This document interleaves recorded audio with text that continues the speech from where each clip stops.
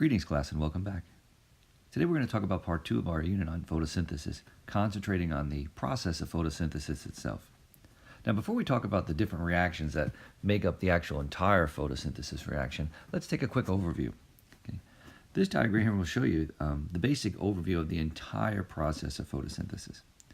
Of course, you can see the primary power source, which we already established, of really all energy on the planet, especially for all living things, of course, is the sun. The sun is what powers the reaction. Now, the raw materials for photosynthesis, which make up the actual equation itself, include 6 molecules of water and 6 molecules of CO2. That, plus the light, will yield, after the reaction, 1 molecule of glucose and 6 molecules of oxygen. Now, the process is very simple in the reaction itself, but there's actually 2 different reactions that are taking place, and that's what we're going to be concentrating on today. There's the light reaction, also known as the light-dependent reaction, and then the dark reaction, also known as the Calvin cycle or the light-independent reaction. These 2 reactions together make up the entire process of photosynthesis. Each one has a very important job. The light reaction is responsible for collecting the sun's light and getting the process going. The dark reactions are about making the sugars. And even though they're called the light-independent reactions or the dark reactions, they really are still dependent on this reaction because it's the energy that is collected and transformed during the light reaction that powers the dark reaction. So let's look at these reactions. As I said, photosynthesis is really a 2-part process. There's the light-dependent reactions and then the light-independent reactions. And they occur concurrently. And one is really dependent on the other. They both depend on each other for raw materials and products. And when you're studying, what you want to study is the relationships between these 2 reactions, the raw materials that each needs, the product that each needs, and the rationale behind what they need and what they're producing and how it's used, and also where each occurs. Now, both reactions, of course, take place in the chloroplast, which is the organelle responsible for photosynthesis, but the reactions take place in different parts of the chloroplast. For example, the light-dependent reaction occurs in the thylakoid membranes. And those thylakoid membranes are where you find the photosystems, which you read about in sections 8.2 and 8.3. It's those photosystems that have the chlorophyll that are specifically designed to capture the electrons to start the process of photosynthesis. The raw materials for the light-dependent reactions are light and water. Now, water, of course, all living things need water, that's true, but the light-dependent specifically needs water for a particular part of the reaction, which we'll look at in a second. And the products of the light-dependent reaction include oxygen, which is actually a waste material, ATP, and the electron carrier, NADPH. Now, the independent reactions, or the dark reactions, the raw materials for those are CO2, NADPH, and ATP. These last 2 being produced during the light-dependent reaction. Now, this process, unlike the light-dependent reaction, occurs in the stroma outside of the thylakoid membranes. And this process is so important because this is ultimately where the sugars and the carbohydrates are made for the plant cells. Here's a quick overview of the relationships. You can see the light-dependent reaction. You can see, of course, the light coming in, oxygen coming in, and the products being made, the waste gas, oxygen, which is released through the underside of the leaf through tiny pores called stoma or stomata, not to be confused with the stroma. That's also where the carbon dioxide comes in. If you've ever taken a look at a leaf, look at one up close, you'll notice it's got a waxy covering on top. That's called the cuticle.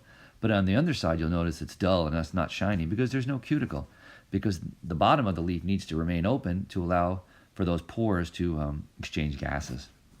You can also see these arrows here, the light-dependent reaction producing NADPH to power the light-independent reaction, and also producing ATP to power the reaction as well. And then coming back, you'll see ADP and NADP. Those are coming back to get recharged. So you can see that both reactions are dependent on each other. And then, of course, the ultimate goal of all of photosynthesis is right here, to provide a source of energy that the cells can actually use. The cells can't directly use the sun's energy. It's in a form that it can't use.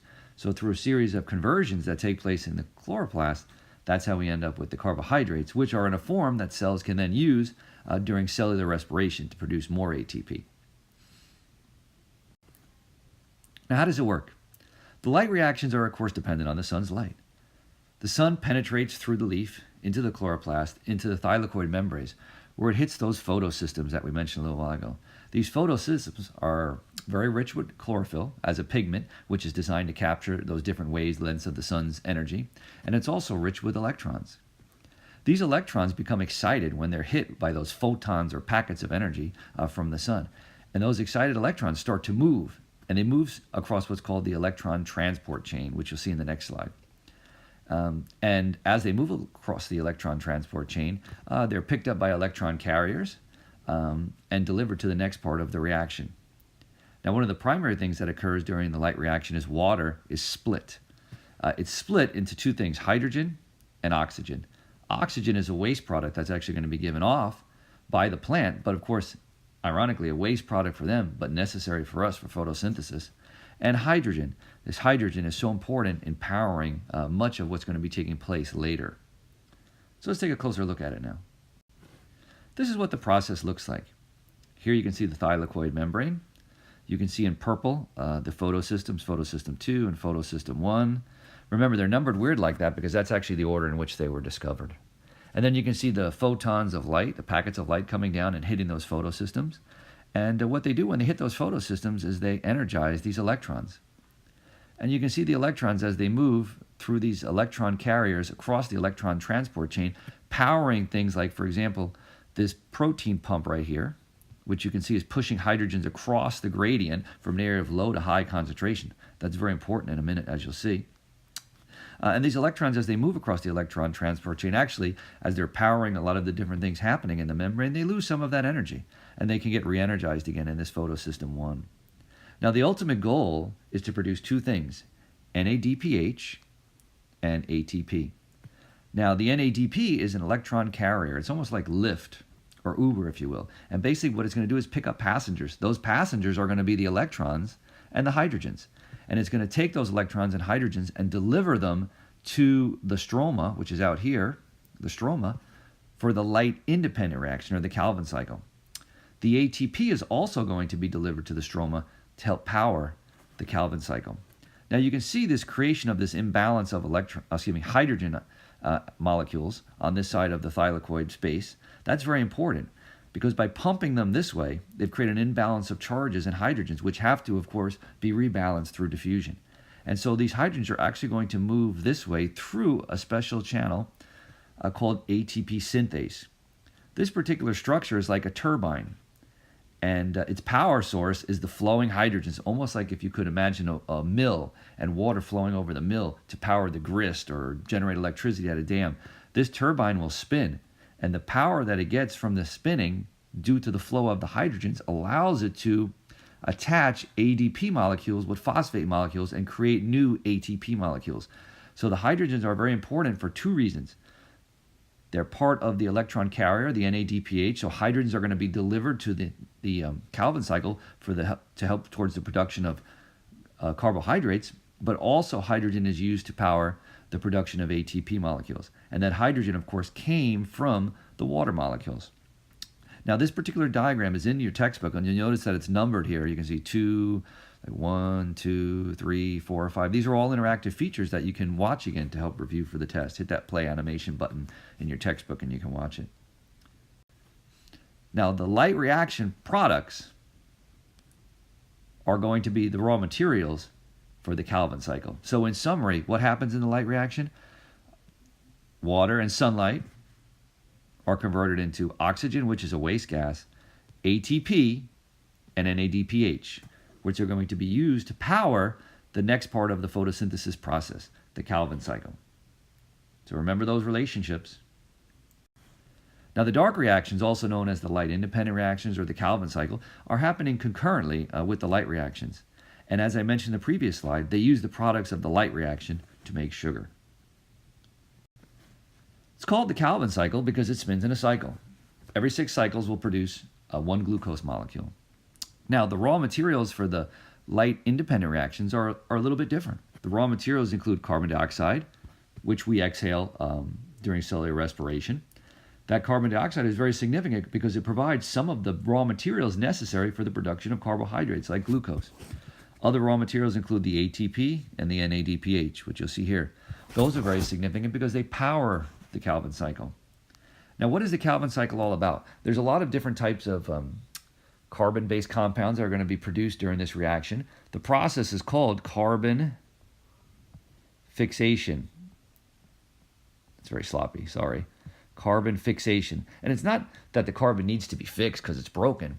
What they mean by fixation is during this process of the Calvin cycle, these carbon molecules, these 3 carbon-based molecules here, are rearranged and reconfigured through the course of the cycle to make different types of compounds. Now, those particular individual compounds, you really won't need to know for this test. When you take AP Bio later, Ms. Calder, I'm sure we'll go through all the details of all the different types of compounds like glyceraldehyde and ribulose, these kind of things that are produced during the process. For us, for our test coming up, what you want to remember is the big picture stuff. The Calvin cycle is powered by the ATP and the NADPH to help rearrange those carbon molecules to produce primarily sugar and other types of compounds like starches, cellulose, those kind of things that are needed by the plant cell for energy and also for storage for energy for later. The products of the Calvin cycle include those sugars, but it also includes ADP and NADP. Now, ADP and NADP are the leftover byproducts of the ATP and the NADPH being consumed to power this process, this cycle, to help create those different carbohydrates. Now, what happens to those? They just disappear? Nope. They go back to the thylakoid membrane, and they begin the process again during the light-dependent reaction. And that's where they'll get recharged, like a rechargeable battery like your phone. So the process can start over again. They'll come back again to the stroma and continue powering the reaction. So remember, the light-dependent reaction is about capturing the sun's energy. And then that's where the transformations begin. So eventually, in the light-independent reaction of the Calvin cycle, that original light energy completes its final transformation into chemical energy, which can then be used by the plant cell and ultimately later by organisms like us. Here's a nice overview of it, which I really like. This is a great one to use to study. You can see all the raw materials and products coming in and out. This is a really good one to look over. And if you can understand all these relationships, like what is the significance of this going this way? You know, what's the significance of this going this way? What are these things? What place do they each have? You know, if you can, when you study that stuff, if you can remember those relationships, you'll be in really great shape for our upcoming test. Now I want to finish with one last slide. It's this slide here on the factors that affect photosynthesis. There are 3 primary factors, really 4. I didn't mention the 4th one here. It's in your reading, and that's the availability of carbon dioxide. But the 3 primary main factors that affect photosynthesis, of course, include water availability. And not just because it's a need of all living things, but because, as you see, water is an important part of the photosynthesis process because it provides the hydrogens, which powers the production of ATP and NADPH. Also, there's a certain temperature range that plants prefer. Best rate of photosynthesis will occur between 32 and 95 degrees Fahrenheit. And also, of course, the sun's intensity, the angle at which the sun is hitting the plant, the duration of the sunlight, those kind of things. That's why photosynthesis doesn't really occur that effectively up north in the wintertime. You know, a lot of those plants will go dormant, lose their leaves. There's not enough sunlight, and the angle of the sun is not good at that particular time of the year. Unlike us, which we live near the equator, we have a decent sun intensity throughout the entire year. So that concludes our section on photosynthesis, the process itself. At the end of this clip, I'm also going to attach the BioFlix video from the textbook to show you the process again completely in review, and you can watch that to help you to study. Good luck studying, and don't forget on Monday we have our review at 7:30 a.m. Plants provide us with food to eat and oxygen to breathe. They perform this amazing feat by the process of photosynthesis. Let's take a closer look. Photosynthesis requires carbon dioxide, which diffuses into the leaf through small pores and then enters the cells. Inside the cell, carbon dioxide diffuses into the chloroplasts, where photosynthesis takes place. Chloroplasts use energy from light to transform carbon dioxide and water into sugar and oxygen. Zooming into a chloroplast, we see these flattened membranous sacs called thylakoids. Here, light energy is converted to chemical energy in the first phase of photosynthesis, the light reactions. The two green structures you see here are photosystems, large complexes of proteins and chlorophyll that capture light energy. An electron transport chain connects the two photosystems. Notice the small mobile electron carriers that shuttle electrons from one large complex to another. Now let's take a closer look at the steps of the light reactions. The photosystem on the left absorbs light energy, exciting electrons that enter the electron transport chain.